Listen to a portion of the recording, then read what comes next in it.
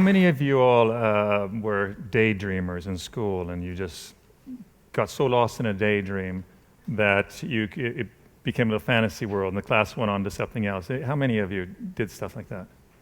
Okay, yeah, okay. A lot of people. How many of you just now when we raised hands, suddenly woke up and said, why is everybody raising their hand? Nobody? Come on. Okay. Well, when I was in school, we got this here. I was one of those kids that was always daydreaming. And, when the class was talking about the Roman Empire, I was killing lions and gladiators with maybe like laser swords, And they always told me, quit daydreaming. And daydreams, I think they're very special because you live them. They become part of you. And then a daydream can become a vision, and it can become a reality. So I'm going to tell a little story here about some friends and we went to a pub in Copenhagen, drinking beer. And we were all kind of contemplating that now, we're almost all 50 now, or some of us, I was over 50, a midlife crisis. But we were saying, it's not so much, it's just things are kind of dull now. Everything kind of rolls along, you're getting comfortable.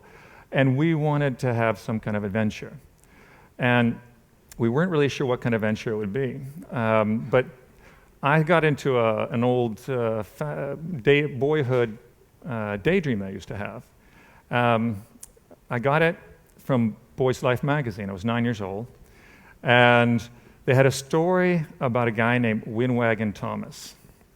Okay?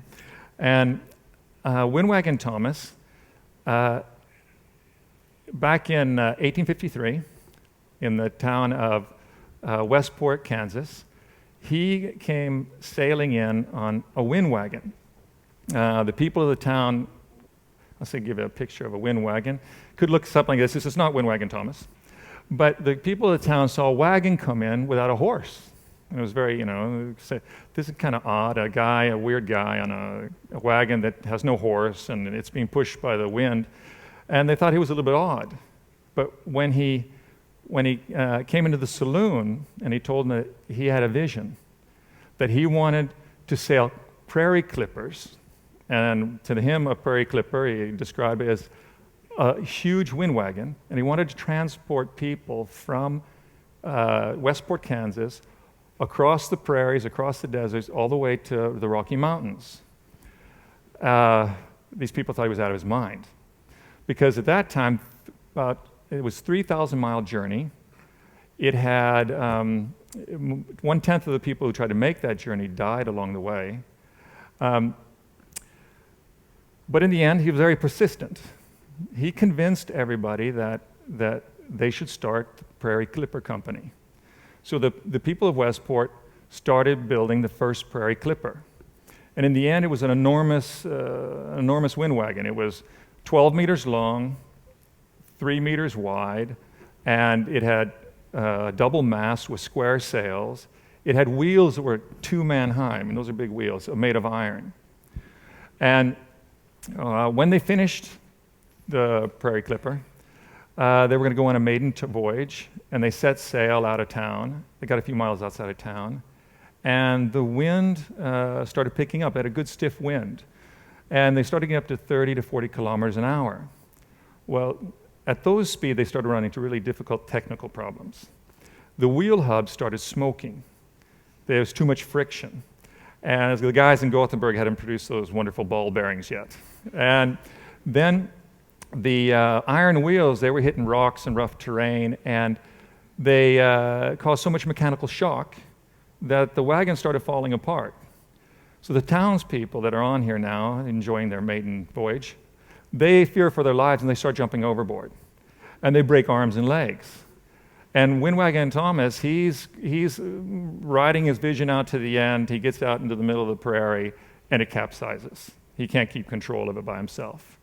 And he limps back and he's a fiasco.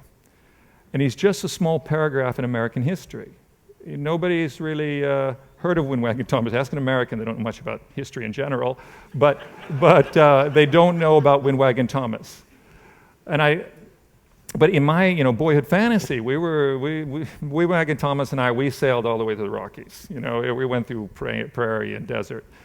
And when I told my friends this in the pub, it was Henrik Wahlgren and Jens Langer, old friends of mine. This was Henrik when his reaction. He's only had. This is his first beer. He's absolutely not drunk. But what he's right in that moment where now suddenly we're in the same daydream, the same boyhood fantasy.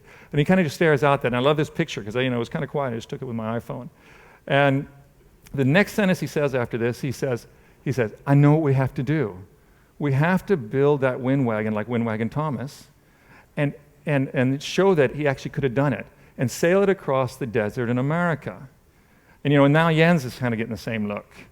And it was wonderful. We passed the vision around and we refined it. We said, well, it talks about wind power and energy, and then in the end we come home and Jens starts to sketch. He's a designer, and these are his first sketches. And and it's like he sketched it out. He came back, and it didn't look anything like the Windwagon that I thought about when I was a kid. It was a whole different idea, but. Now it's gone from it being a daydream to a vision. We decided we got to build this. And he made even I love this sketch, it's like suddenly we see it. Okay. And then we decided, okay, we need to have some competence in people making wood, carpenters, timbermen, and we need to have some metal work done for the wheels and whatnot. We didn't want to make the same mistakes as Windwagon Thomas. So we form a core group, and the three guys on the left are we old guys there, and we get the two woodsy-looking guys there.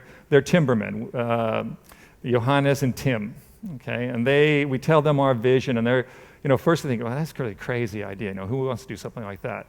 And then they jump in on it, and the skeptical guy there to the right, that's Lars. He's a blacksmith. And he's actually brilliant. And then we form this core group. And then we do a lot of work together just talking about the idea and actually integrating them with his vision, because everybody has to have a role. That's really important. When you have a vision, you got to find a role. We had no money. We had no financing.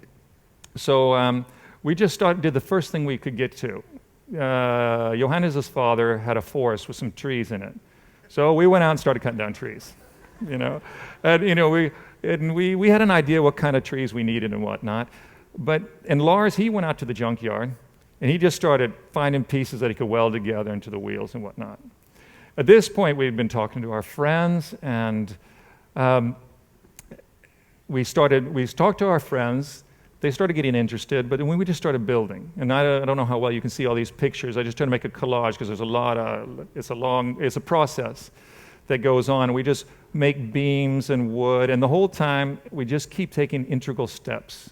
We haven't really planned it like you're supposed to do. We haven't really got the financing or anything, but we just keep building, and we make rigging, we make sails, and all these friends start getting really interested also. So we start integrating all the friends, and then we make sails, we make more rigging, and in the end, we build this Windwagon. But during the time, we've been, nobody's working on this full time. We've been eating together. We've been having parties together. We've been working together. We've been sleeping together. Well, not that way, but we've been just like sleeping in the same place together, and it's just a fantastic experience. In the end, this is what we built. I know it looks it's a strange looking wagon, but it's actually what our concept of what Windwagon Thomas would have built if he had ball bearings and rubber wheels. And this is it on the Nevada desert. We did it in 6 months from the time we talked in the bar to when we actually were ready for it to sail. And I don't know if it sounds like a lot to you, but it's amazing that we could do it so fast. And it was such a fantastic experience. Here are we sailing on the Nevada desert, and I don't know how fast it looks to you. We're going pretty fast there. Our top speed was 43 kilometers an hour, and that was really scary. And we're sailing on the Black Rock Desert in Nevada. There's going to be a documentary film next year on the whole, not just about the sailing, but on the whole process. And then we sailed it into the end. We ended up sailing into a thing called Burning Man, which is a store art festival. And the wagon, which is a replica of a wagon from 1800s, was also an art object. Afterwards, I think to myself is, how could such a project become such an inspiration and go so fast and whatnot? And how do these companies that are, they have that special fire, or these projects that have these special fire in them, where everybody just gets inspired. There's not so much a hierarchy or whatnot, it just happens. And I think it all starts with a daydream that goes to a vision. And when you share that vision with others, they become part of it. They have to find a role in it. And then after that, you just start working. So you got to get into the details of your daydream. And what I mean by that is you got to live them like they almost already happened.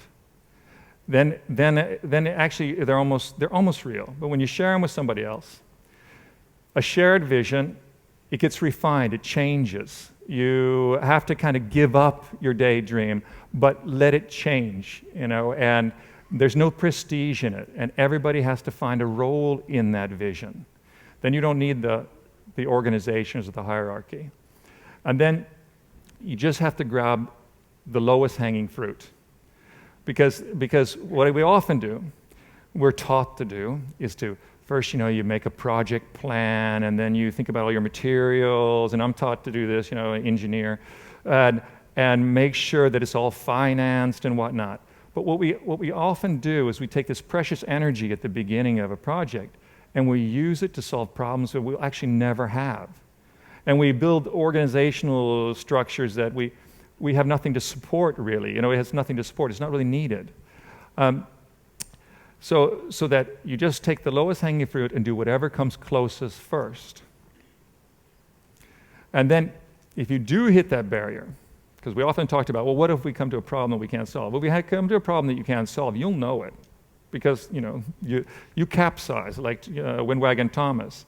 But maybe 150 years later, some crazy people will just pick up your vision and make it happen. Thank you. Thank you.